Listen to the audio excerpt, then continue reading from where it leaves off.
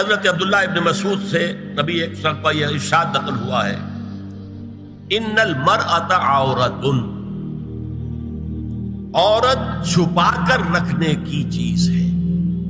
ان المرأۃ عورۃ فاذا خرجت، جب وہ گھر سے نکلتی ہے، استشرفها شیطان، اب شیطان جو ہے اس کو تاک میں رکھتا ہے۔ واقرب ما تکون بروحة ربها وهي في قعر بیتها، وہ اپنے رب کی رحمت سے قریب ترین ہوتی ہے جبکہ اپنے گھر کے بھی کسی اندرونی حصے میں۔ اسی لیے فرمایا مردوں کے لیے مسجد میں نماز افضل 28 گنا، اور عورت کے لیے گھر کی نماز مسجد سے افضل، گھر کے صحن کی مسجد سے افضل، دالان کی صحن سے افضل، کمرے میں اس سے افضل، اور کمرے کی کوئی بغلی کوٹھڑی ہے تو اس میں سب سے افضل۔ یہ احادیث نبی اکرم صلی اللہ علیہ وسلم۔ عبداللہ ابن احمد ابن حنبل نے زوائد الزہد میں اور ابن ابی شیبہ نے ابن سعد نے اپنی کتابوں میں مسروق کی روایت نقل کی ہے کہ حضرت عائشہ جب تلاوت قرآن کرتے ہوئے اس آیت پر پہنچتی تھی وَقَرْنَ فِي بُيُوتِكُنَّ، تو بے اختیار رو پڑتی تھی۔ قرآن کہتا ہے اپنے گھروں میں رہو۔ حضرت عائشہ نے شہادت عثمان کے بعد باہر نکل کر لشکر کی قیادت کی، پھر ساری عمر افسوس تھا کہ میں نے غلط کیا۔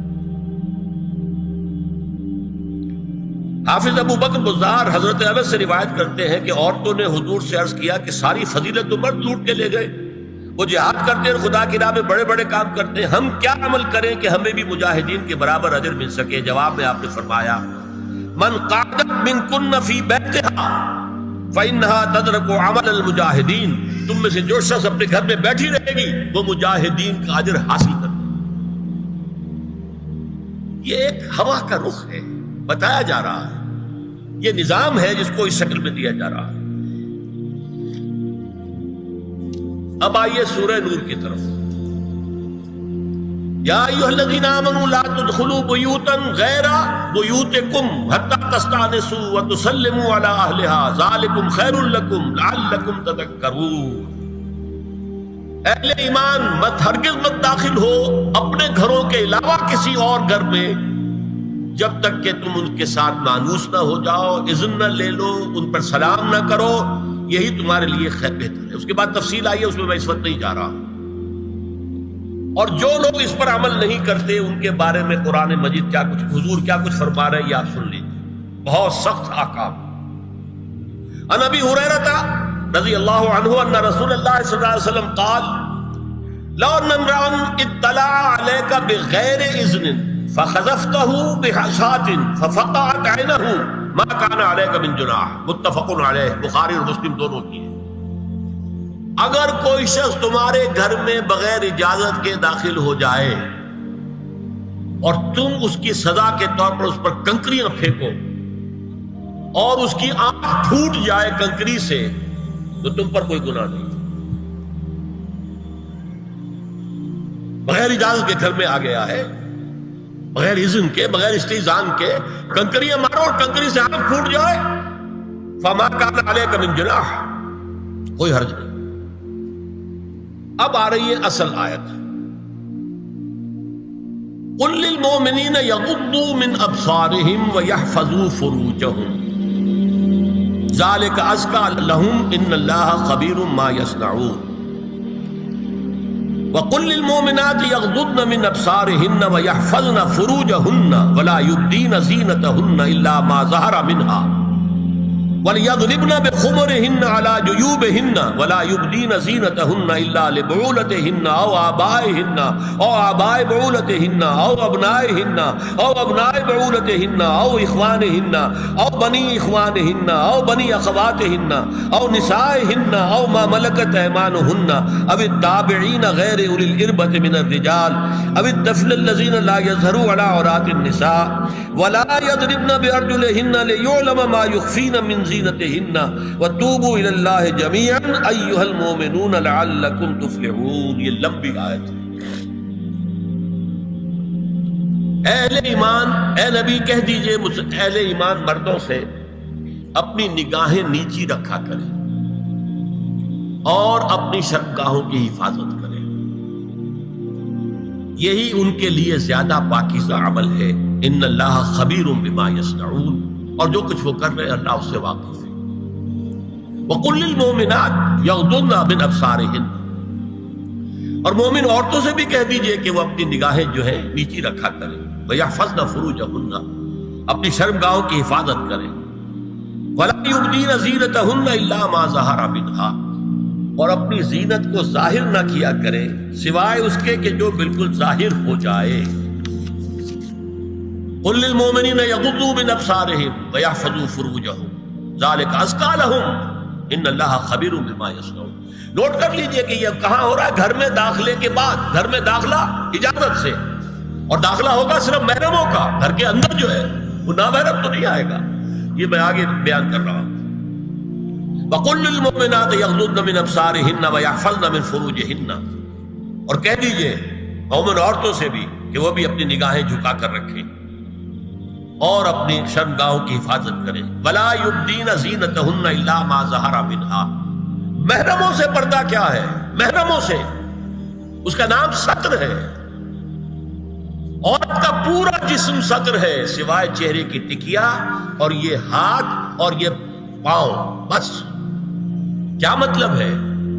بھائی بھی نہیں دیکھ سکتا بہن کے جسم کا کوئی اور حصہ، باپ بھی نہیں دیکھ سکتا بیٹی کے جسم کا کوئی حصہ، یہ ستر ہے، ستر محرموں سے پردہ ہے۔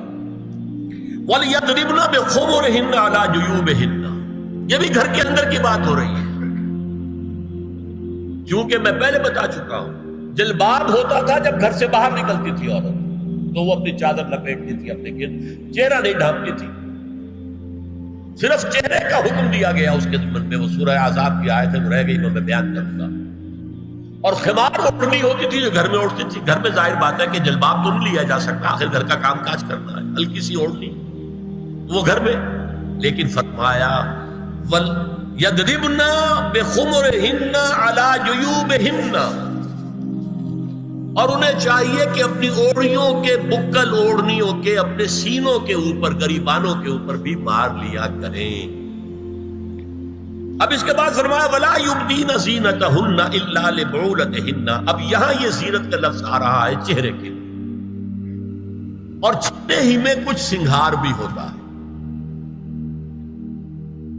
اب ان کے لیے کہا گیا کہ چہرے کی زینت اور چہرے کے اوپر اگر کوئی بناؤ سنگھار ہے، زیور ہے، تو اس کی زینت نہ ظاہر کریں، مگر اب یہ یہاں تفصیلی آئی ہے، جو محرم ہے ان کی تفصیل۔ تو فرمایا کن کے سامنے ظاہر کر سکتی ہے؟ الا لبعولتہن، سب سے بڑھ کر تو شوہر، او آبائہن، اور یہ آپ نے باپ، اچھا باپوں میں نوٹ کی نہیں، باپ حقیقی ہو، اخیافی ہو، اللاتی ہو یا رضاعی ہو، یہ چاروں قسم کے باپ اس میں شامل ہیں۔ جس عورت نے دودھ پلایا تھا اس کا شوہر بھی باپ بن گیا۔ او آبائے بعولتہن، اپنے شوہروں کے باپ، یا ابنائہن، ان کے اپنے بیٹے، بیٹوں میں بھی آئیں گے چاروں، اللاتی، اخیافی، عینی اور رضاعی۔ او ابنائے بعولتہن، اور اپنے شوہروں کے بیٹے، ہو سکتا ہے شوہروں کی اور بیویاں بھی ہوں، تو ان کے بیٹے بھی، جو ستیلے بیٹے ہیں وہ بھی محرم، ان سے کسی شکل میں کبھی شادی نہیں ہو سکتی۔ او اخوانہن، یا ان کے بھائی، او ابنائہن، یا اپنے بیٹے، او ابنائے بعولتہن، یا اپنے شوہروں کے بیٹے، او اخوانہن، یا اپنے بھائی، او بنی اخوانہن، یا اپنے بھائیوں کے بیٹے، او بنی اخواتہن، اپنا بھتیجا، شوہر کا بھتیجا نہیں، اپنا بھتیجا محرم ہے، اپنا بھانجا محرم ہے، شوہر کا بھانجا محرم نہیں ہے۔ او نسائہن، یا ان کی عورتیں، اپنی عورتیں، جان پہچان کی عورتیں۔ او ما ملکت ایمانہن، یا جو ان کے داہنے ہاتھوں کی ملکیت ہے، باندیاں، غلام۔ اس میں عرض کر چکا ہوں کہ اس میں کافی اختلافات ہیں، یہ بھی ہے کہ اس سے مراد صرف باندیاں ہیں، غلام مرد ہیں، یہ بھی ہے کہ مرد بھی ہے، اور یہ بھی ہے کہ مرد جب تک کہ وہ باندی ہوگا، لیکن میں اس بحث میں یہاں نہیں جانا چاہتا، یہ پھر فقہ کی بحث ہو جائے گی۔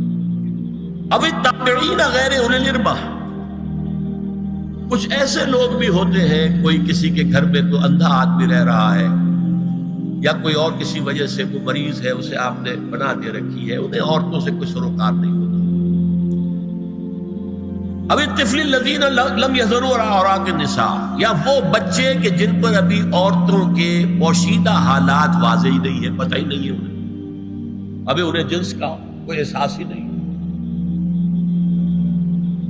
یہ ہے فہرست جو دی گئی ہے کہ جن کے سامنے عورت کھلے چہرے کے ساتھ اور اپنی جو اضافی زینت بھی ہو، کوئی زیور وغیرہ یا کوئی بھی سرما وغیرہ ڈالا ہوا ہے یا کوئی سرخی کو لگائی ہے معمولی سی، تو اس کے ساتھ آ سکتی ہے، اور یہ وہ رشتے ہیں کہ جن سے کسی حالت میں بھی نکاح نہیں ہو سکتا۔ آگے سنیے، وَلَا يَضْرِبْنَ بِأَرْجُلِهِنَّ لِيُعْلَمَ مَا يُخْفِينَ مِنْ زِينَتِهِنَّ، اور چلتے ہوئے اپنے پاؤں زور سے نہ مارے کہ ان کی زینت ظاہر ہو جائے۔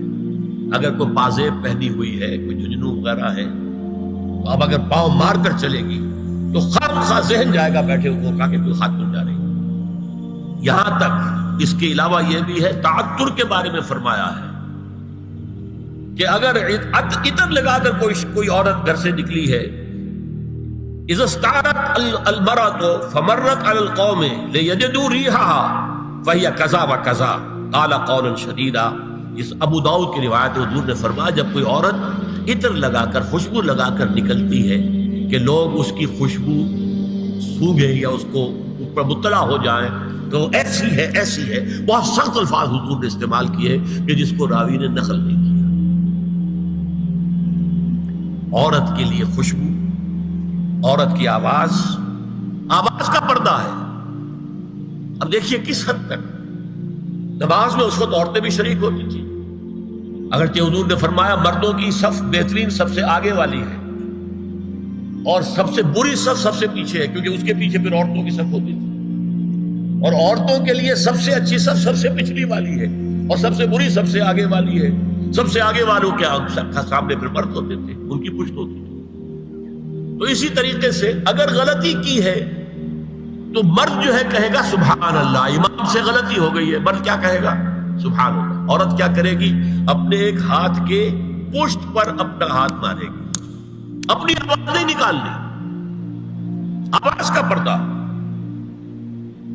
چھونے کا پردہ یہاں تک ہے کہ حضور نے کبھی کسی عورت سے ہاتھ نہیں ملایا، اور آپ جب بیعت بھی لیتے تھے تو بس زبانی الفاظ کہلوائے اور کہا ٹھیک ہے بیعت ہو گئی، یا ایک کپڑا پکڑا، اس کا ایک سرا اپنے ہاتھ میں دوسرا سرا اس خاتون کے ہاتھ میں، یا ایک تشت کے اندر پانی بھرا، اس میں ایک طرف اس نے انگلیاں ڈال لی اور ایک طرف حضور کی انگلیاں۔ لیکن مسافر لا اسافر النساء، ایک دفعہ ہوا بھی کہ بعض خواتین نے جب بیعت کی ہے تو پھر انہوں نے ہاتھ آگے بڑھایا مسافر کے لیے، حضور نے فرمایا انی لا اسافر النساء، میں عورتوں سے مسافرہ نہیں کرتا۔ یا ایھا النبی قل لازواجک وبناتک ونساء المؤمنین یدنین علیہن من جلابیبہن ذلک ادنی ان یعرفن فلا یؤذین وکان اللہ غفورا رحیما۔ اے نبی صلی اللہ علیہ وسلم کہہ دیجئے اپنی بیٹیوں سے اور اپنی بیویوں سے اور مسلمانوں کی خواتین سے۔ اب دیکھیے یہ سورہ احزاب ہی میں ہو رہا ہے، شروع میں یا نساء نبی سے بات چلی، استیزان بھی صرف نبی کے گھر میں داخل نہ ہو اذن کے بغیر، آگے چل کر سورہ احزاب ہی میں عام بھی کر دیا، قل لازواجک وبناتک ونساء المؤمنین، کہہ دیجئے اپنی بیویوں سے اپنی بیٹیوں سے اور اہل ایمان کی خواتین سے، یدنین علیہن من جلابیبہن، کہ وہ اپنے چہروں کے اوپر اپنی جلباب کو لٹکا لیا کریں، چہرہ چھپ جائے۔ اب اس کی تفسیر میں چاہتا ہوں کہ آپ کو جو مختلف مفسرین نے کی ہے وہ آپ کے سامنے میں رکھوں۔ حضرت عبداللہ ابن عباس نے اس آیت کی جو وضاحت فرمائی ہے اسے حافظ ابن کثیر نے اپنی تفسیر میں اس طرح نقل کیا ہے، اللہ نے مسلمان عورتوں کو حکم دیا ہے کہ جب وہ کسی کام کے لیے گھروں سے نکلے تو اپنی چادروں کے پلو اوپر سے ڈال کر اپنا منہ چھپا لے اور صرف ایک آنکھ کھلی رکھے، دونوں آنکھیں بھی غلط ہیں۔ اور سن لیجئے ابن جریر اور ابن منذر کی روایت ہے کہ محمد بن سیرین یہ ایک تابعی ہیں نے حضرت عبیدہ السلمانی یہ صحابی ہیں سے اس آیت کا مطلب پوچھا. انہوں نے جواب میں کچھ کہنے کی بجائے اپنی چادر کو اس طرح اوڑھا کہ پورا سر اور پیشانی اور پورا منہ ڈھانک کر صرف ایک آنکھ کھولی رکھی. اور سنیے ابو بکر بن عبداللہ ابن عربی نے یدنین علیہن من جلابیبہن کا مفہوم ان الفاظ میں بیان کیا ہے تغطى به وجهها حتى لا يظهر منها الا عينها اليسرى. عورت اپنی چادر کو پورے وجود پر ڈھانپ لے اور اس طرح چہرے کو بھی ڈھانپے کہ صرف بائیں آنکھ کھلی رہے. علامہ حمید الدین فراہی کو نظم قرآن کے فہم میں خصوصی مقام حاصل تھا. انہوں نے حجاب کے بارے میں اپنے ایک مکتوب میں ہاتھ اور چہرہ کھلا رکھنے کو جائز قرار دینے کے موقف کے بارے میں لکھا ہے کہ میری رائے میں نظم قرآن پر توجہ نہ کرنے سے یہ غلط فہمی پیدا ہوئی ہے. وہی بات کہ سورہ عذاب میں گھر سے باہر کا پردہ ہے اور سورہ نور میں گھر کے اندر کا پردہ ہے. بہرحال الحق احق بان یتبع، حق جو ہے وہ اس کا زیادہ حقدار ہے کہ اس کی پیروی کی جائے. میں اس مسئلے پر مطمئن ہوں اور میرے نزدیک اجنبی سے پورا پردہ کرنا واجب ہے اور قرآن نے یہی حجاب واجب کیا ہے جو شرفاء میں مروج ہے بلکہ اس سے بھی قدر زائد. مولانا فراہی کا یہ مکتوب ماہنامہ حیات نو بلیریا گنج انڈیا کے اکتوبر سن 92 کے شمارے میں شائع ہوا. یہ ہے علماء کی رائے. حضرت ام سلمہ اور حضرت میمونہ نبی صلی اللہ علیہ وسلم کے پاس بیٹھی تھی. اتنے میں حضرت ابن ام مکتوم آ گئے. نبی صلی اللہ علیہ وسلم نے ان دونوں سے فرمایا احتجبا منہو، ان سے پردہ کرو. ازواج نے عرض کیا یا رسول اللہ الیس اعمی لا یبصرنا ولا یعرفنا، حضور کیا یہ اندھے نہیں ہیں؟ یہ نہ ہمیں دیکھ رہے ہیں نہ ہمیں پہچانتے ہیں. فرمایا افعمذایان انتما، کیا تم دونوں بھی اندھی ہو؟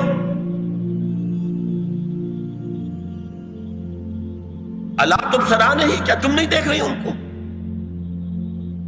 حضرت ام سلمہ تصریح کرتی ہیں ذالک بعد ان امر بالحجاب، یہ جب حجاب کا حکم آ گیا تھا تب حضور نے پھر یہ حکم دیا. اس کی وجہ کیا تھی؟